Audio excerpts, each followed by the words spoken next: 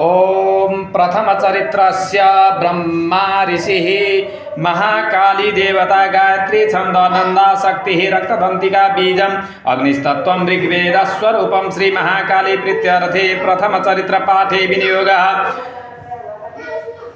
ओम खड्गं चक्रगदेषु चापपरिगां शूलम्बुशून्यं शिराशङ्खं सन्ददतिं करे स्त्रीनयनं सर्वाङ्गभूषावृतां नीलास्मदितिमास्य पाददशकां सेवे महाकालिकां यामस्तोत्सविते हरौ कमलजो हन्तुं मधुं कैटभम्। ॐ नमस्तण्डिकायै। ओम ऐं मार्कण्डेय उवाच सावर्णिः सूर्यतनयो यो मनुः कथतेष्टमहर्निशामं निशामयतदुत्पत्तिं विस्तारयतो महामायर्भावेन यथा मन्वन्तरादिवसा बभूव महाभागसावर्णिस्तनयो रविशोरतिचिन्तने पूर्वं चैत्रपक्षसमुद्भवस्फुरतो नाम राजावो समस्ते स्थितिमण्डले तस्य कालयतः सम्यक् प्रजापुत्रनिभोरसान् बभूव स प्रभो भूपाकुलविद्वांसिनस्तदा तस्य तैरभवत् युद्धमति प्रबलतं निरनुरपि सतयुद्धकुलविद्धं शिबिरिता ततः स्वप्रमादतो निजदेशाधिपो भवत् आक्रान्तसमाभागस्तैस्तदा प्लवनारिभिः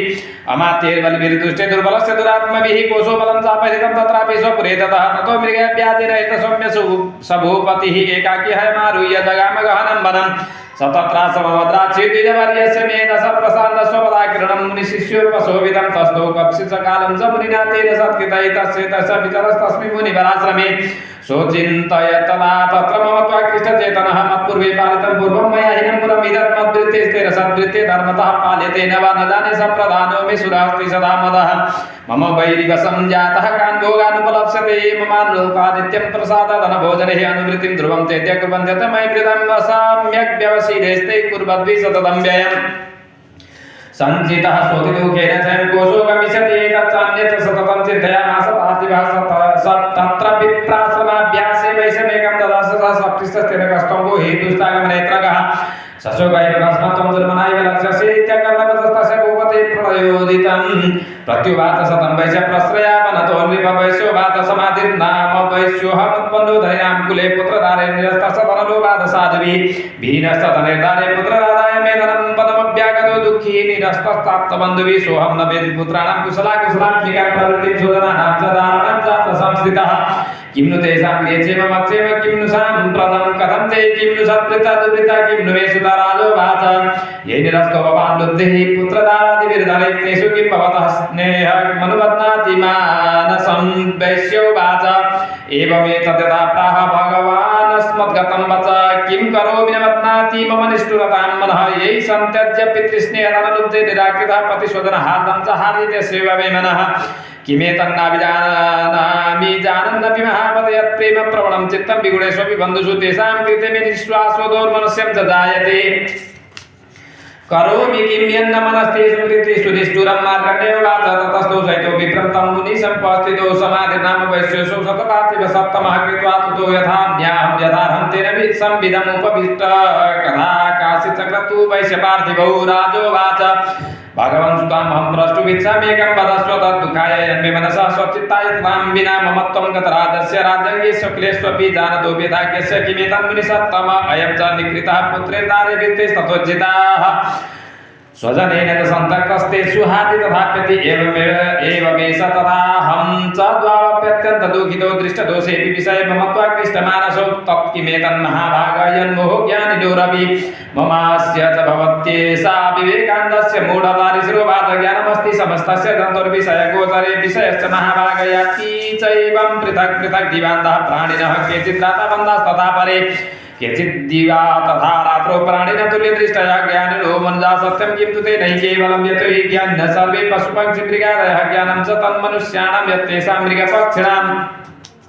मनुष्याणां च यत्तेषां तुल्यमन्य ततो वयोज्ञानेऽपि सति पश्येतां पतङ्गान् चापतं सुषुकणमोक्षाकृतान् मोहात् पीड्यमानानप्यच्छुरां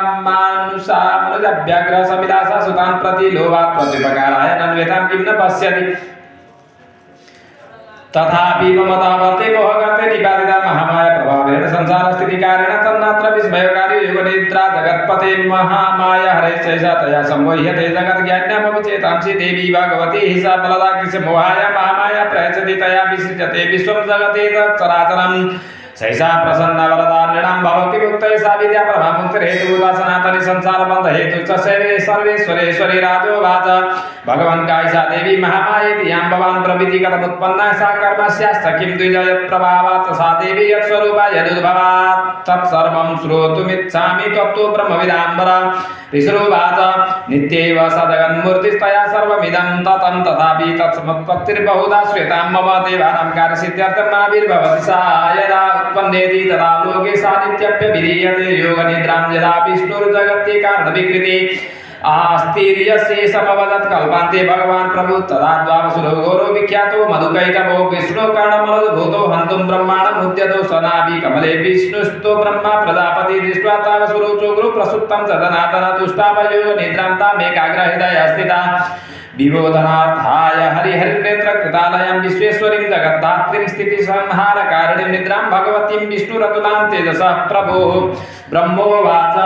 त्वं स्वहा त्वं स्वधा त्वं हि वसत्कार स्वरात्मिका सुधा त्वमक्षरे नित्यत्रिधामात्रात्मिका स्थिता अतमात्रा स्थिता नित्या यानुचार्या विशेषतः त्वमेव सन्ध्या सावित्री त्वं देवी जननी परा त्वयैतद्धार्यते विश्वं त्वयैतत्सृज्यते जगत्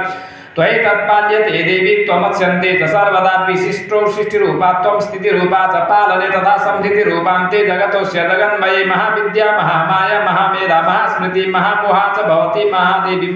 महासुरी प्रकृतिस्त्वं च सर्वस्य गुणत्रय विभाविनी कालरात्रिर्महारात्रिर्मोहरात्रिस्सदारुण त्वं श्रीस्त्वमीश्वरी त्वं ह्रीस्त्वं बुद्धिर्बोधलक्षणा लज्जा पुष्टिस्तथा तुष्टिस्त्वं शान्तिरेव च खड्गिनी शूलिनी घोरा गदिनी चक्रिणी तथा संकिनी चापिनी बाणभूषुण्डी परिदायिता सौम्या सौम्यतरा शेष सौम्यव्यस्त्वति सुन्दरी परापराणां परमा त्वमेव परमेश्वरी यच्च किञ्चित् कथितस्तु सदसत्त्वाखिलात्मिके